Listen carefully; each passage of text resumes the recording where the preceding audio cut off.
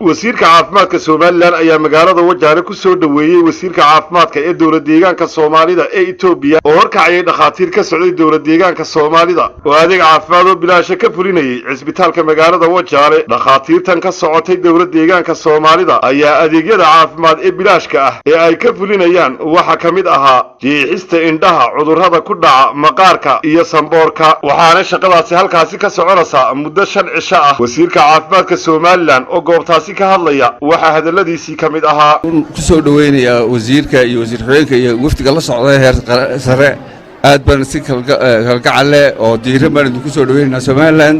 hawsha ay maanta aynu iska kaashanay aynu gacanta la galayna aad iyo aad baa ugu mahadsantihiin anigoo magacii dawladda iyo magacii madaxweynaha ku hadlaya aad baan idinku mahad celinayaa.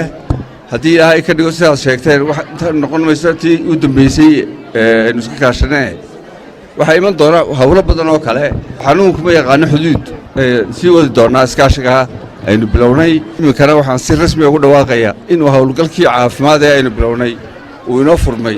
runtii mashruucaas oo ah mashruuc indhaha loogu fiiqayo si bilaasha iyo xanuunada maqaarka ku dhaca oo runtii iyagana laga daweynayo.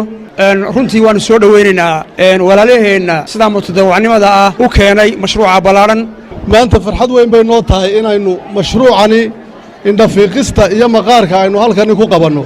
markii uu shubanku bilaabmay 300 oo qof ayaa halkani shubankii lagu daweeyey. 150 waxay ahaayeen dawlad deegaanka, 150na Soomaaliland bay ahaayeen. labada wadanba caafimaadku waa u faa'iido waana la iska kaashanaya. wasiirka caafimaadka dawladda deegaanka Soomaalida Yuusuf Maxamed Cali oo isaguna goobtaasi hadal kooban ka soo jeediyay ayaa waxa hadaladiisii kamid ahaa heshiiskii kulka madaxweynaha dawladda deegaanka Soomaalidu halkan uu yimid ku booqday madaxweynaha jamhuuriyadda Soomaaliland oo ah Muuse Bixi ay wada kulmeen heshiiskii tan aan waaga ballan qaadnay aan ka fulinayno. laba dhakhaatiiro indhaha ku takhasusay, hal dhakhtaro maqaarka ku takhasusay, ilaa 9 narsiyo ayaa imida meeshan adeega bixinaya.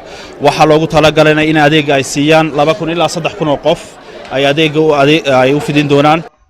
waa Cabdisalaan Maxamed Bade, Bulsha TV, Tog Wajaale.